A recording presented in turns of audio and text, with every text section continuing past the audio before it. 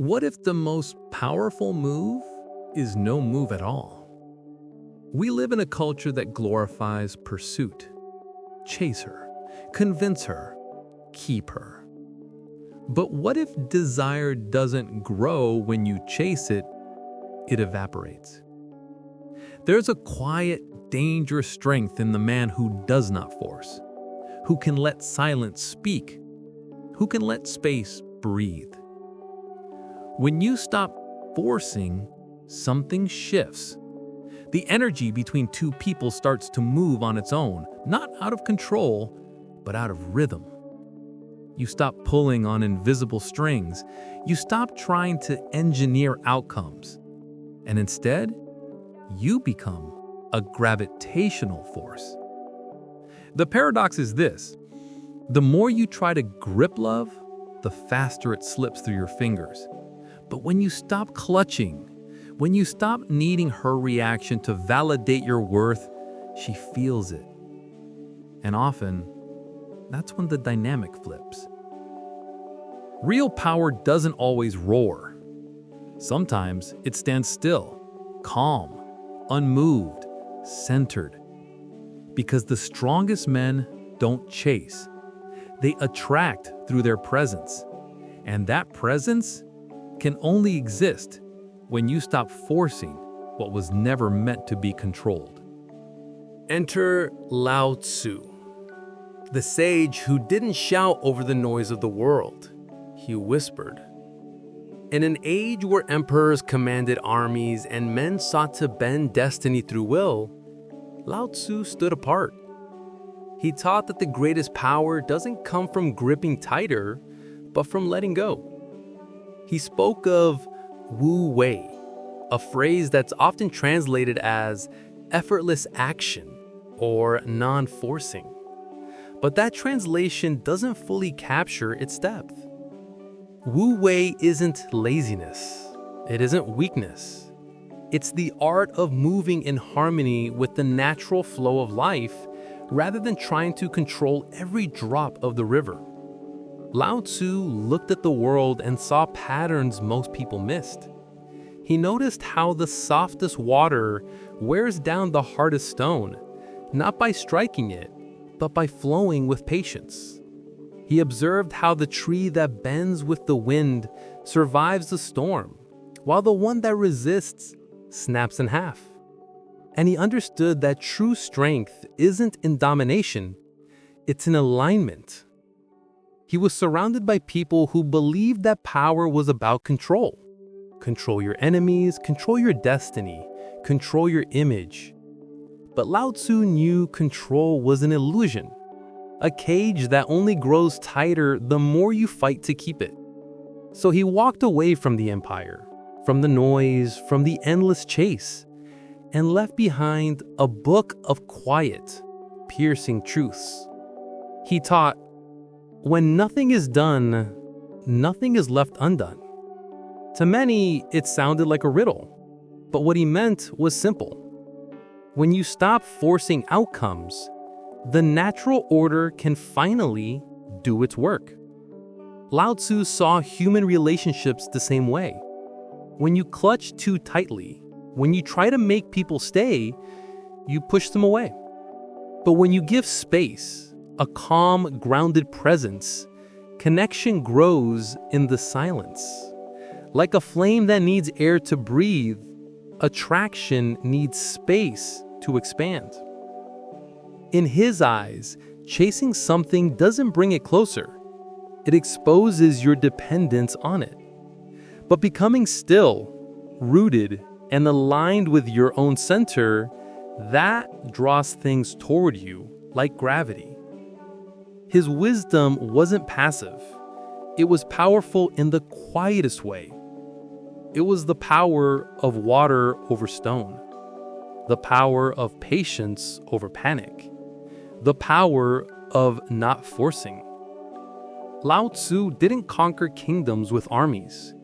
He conquered centuries with words that still pierce through the noise of modern life. Words that remind us that the world doesn't always respond to pressure. Sometimes it responds to stillness. So the next time you're tempted to chase what's slipping away, remember this. The river flows best when you stop trying to dam it. Attraction is not built in the moments when we chase. It's born in the spaces where we allow. The modern world glorifies action, hustle, push, pull, control. If something slips away, we're told to grab harder. If someone grows distant, we're taught to strategize, text more, make a move, do something. But what if the real strength isn't in what you do, but in what you don't? Wu Wei, the concept taught by Lao Tzu, is often misunderstood. It doesn't mean doing nothing in a passive or weak way. It means aligning yourself so deeply with the natural flow of things that your actions become effortless, almost invisible. Think of attraction like a dance. If one person steps forward too aggressively, the rhythm collapses. But if both people move with awareness, space, and flow, the dance becomes magnetic. Real connection doesn't need to be forced. It needs to breathe. When someone pulls away, our instinct is to close the gap immediately.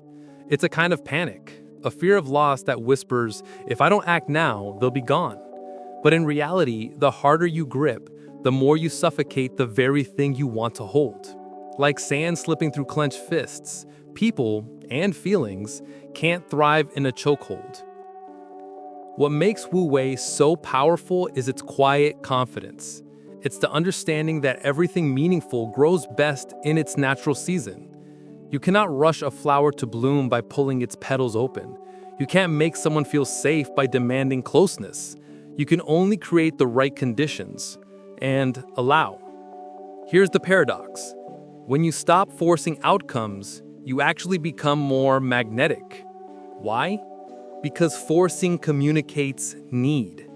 It reveals that your emotional center is somewhere out there, dependent on someone else's response. But when you relax into your own gravity, when your world doesn't hinge on whether they stay or go, you radiate power. You become the calm in the storm, the one they can't quite figure out, the one they feel without you needing to chase. Space is not absence. Space is the silent language of trust. It says, I don't need to grip this to feel whole. And that is intoxicating. In attraction, forcing creates resistance. It's like pushing your hand against someone else's. They instinctively push back. But giving space allows curiosity to bloom. When someone feels they can breathe around you, they lean in. They want more. The universe has a rhythm. You can't bend it with willpower alone. You can't make timing perfect by demanding it. But you can learn to align with the flow, to let go of control, not out of weakness, but out of strength. Think of the ocean. Waves don't chase the shore. They arrive in perfect rhythm, again and again. That's the quiet authority of Wu Wei. You don't have to run after what's meant for you.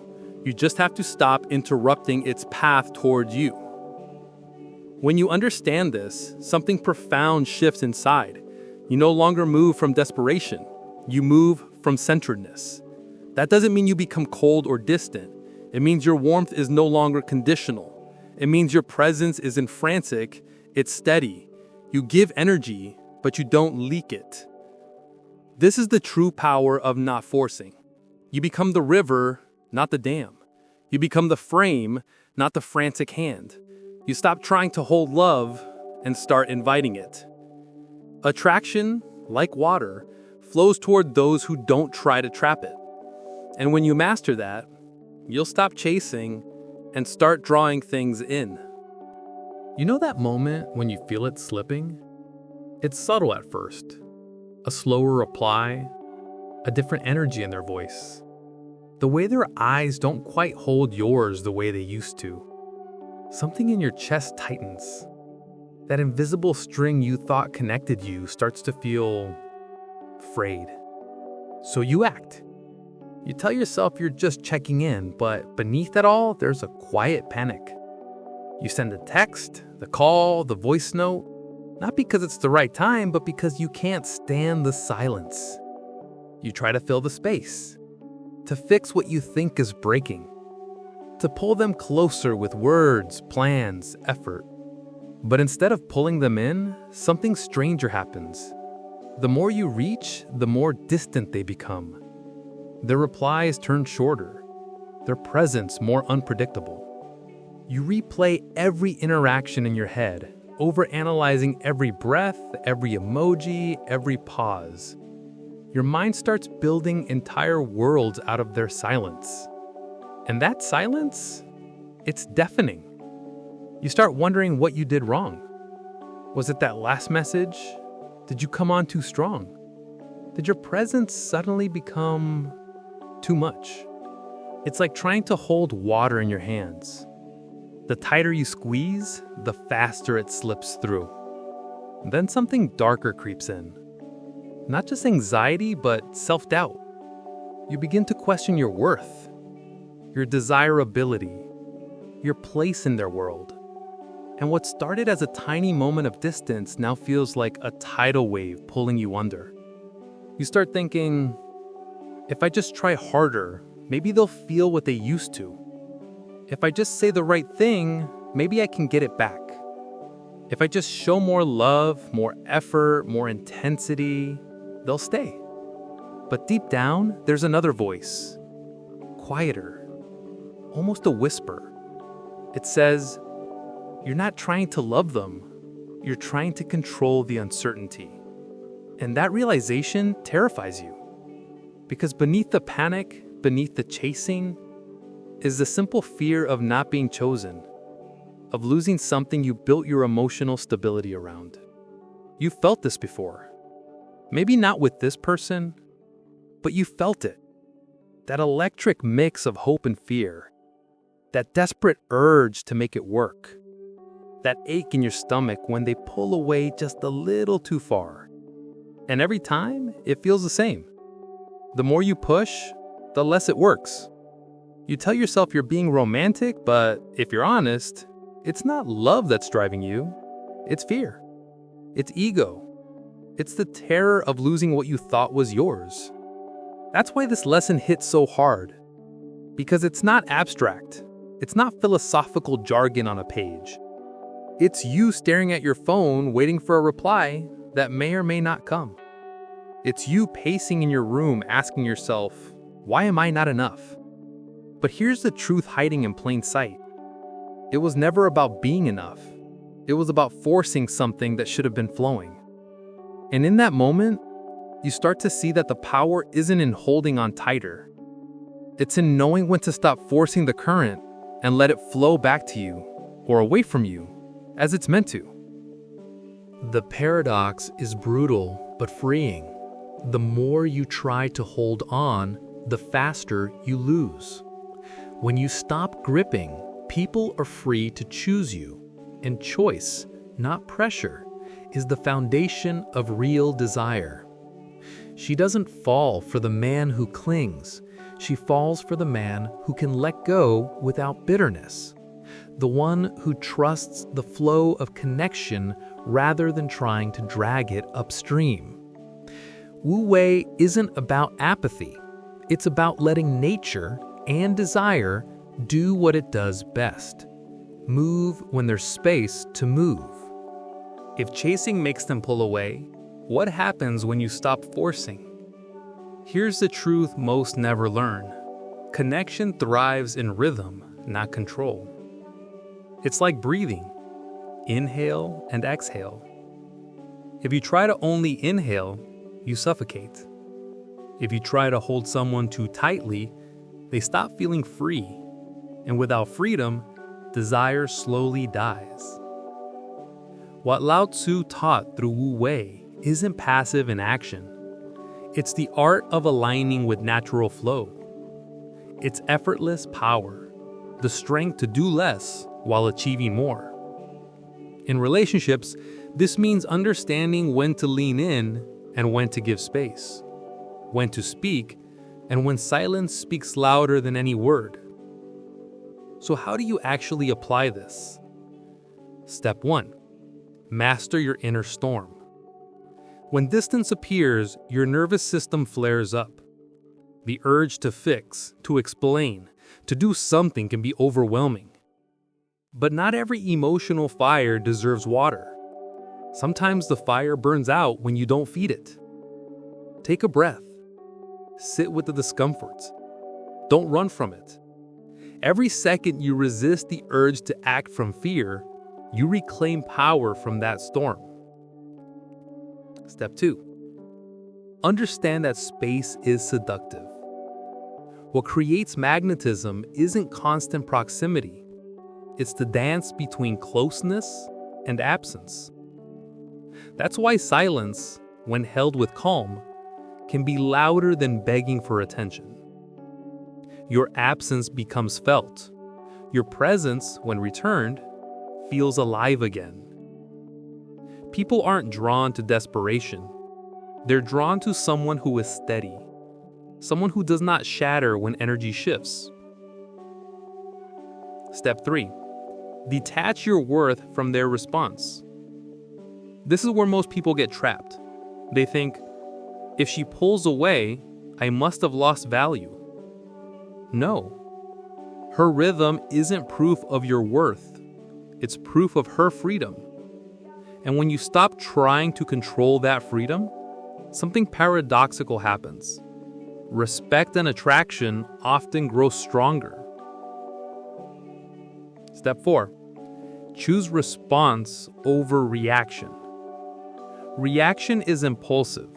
A text sent at 2 a.m. because silence felt unbearable. Response is deliberate.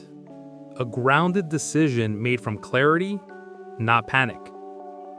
When you respond, you speak from power, not from fear of loss. And that shift is everything. Because it's no longer about getting her back. It's about staying rooted in yourself. Step 5. Build your rhythm. Don't just give space as a tactic. Build a life that naturally carries its own gravity. Friends, passions, a body in motion, a mind at work, a purpose that doesn't evaporate when someone steps away. When your life has its own pulse, they either align with that rhythm or drift away. And both outcomes are strength. This is the beauty of not forcing. It doesn't make you passive. It makes you undeniably steady. You stop grasping for things not meant to be held, and in that calm, either love flows towards you, or it reveals it was never meant to stay. And the best part? You don't lose yourself either way. Imagine this. You no longer chase energy that pulls away. You no longer break yourself to hold on to what's slipping. Instead, you become the center of gravity. This is what happens when you stop forcing. Something subtle but powerful shifts. You move from being the one seeking validation to the one radiating steadiness. You stop orbiting someone else's moods, and they start feeling the weight of your calm. Your presence stops asking and starts commanding. This isn't about becoming cold. It's about becoming anchored. The moment you stop fighting against the natural rhythm of connection, your nervous system stops living on edge. Silence stops feeling like a threat. Distance stops feeling like rejection. You begin to see clearly. Their actions no longer define your value. People sense this. They feel it in your tone, your silence, your eyes. There's a quiet power in someone who doesn't flinch when energy shifts. You become unpredictable not because you play games, but because your emotions are no longer controlled by their reactions. And that unpredictability creates intrigue. It's magnetic. Your world stops shrinking around one person. You stop calculating every message, every move, every silence. Instead, you build your rhythm. You let the connection breathe. If they lean in, you meet them. If they lean out, you remain unmoved. You trust the flow instead of strangling it. And here's the paradox. The less you need to hold on, the more they want to stay. You become the calm in their storm. the steady point they can't help but return to. And even if they don't, you're not lost. You're whole. This is what Lao Tzu's wisdom truly looks like when lived. You become like water, flexible yet unbreakable, yielding yet powerful. You stop demanding outcomes. You allow life to unfold. And in that surrender, you gain control where it matters most, within yourself. This is no longer about chasing love. This is about becoming the kind of presence love orbits around. When you stop forcing, you stop bleeding power. And when you stop bleeding power, everything starts moving differently around you. If this message stirred something in you, it's because deep down, you felt it before. That quiet pull inside telling you that chasing isn't power, anchoring is. You've lived the chaos of overgiving. You felt that gut-wrenching tension of waiting for a reply, overanalyzing every silence, trying to hold together something that only breathes when you loosen your grip. You've known the exhaustion of forcing what was meant to flow. But here's the truth most never learn. Attraction doesn't grow in pressure. It grows in space. Power doesn't come from forcing outcomes. It comes from being still when everything around you shifts. If you're ready to step into that kind of quiet power, not by playing games, not by hardening your heart, but by reclaiming your center, then this message was meant for you. Drop the word flow in the comments if you're ready to stop chasing energy and start embodying it. If you're done contorting yourself to be chosen and ready to be the steady one who has never lost, even when others walk away. Share this with someone who's trapped in the loop of forcing, someone who's forgotten their strength in the silence. This isn't just another love tip. This is a shift in how you move through the world. And once you make it, nothing feels the same again.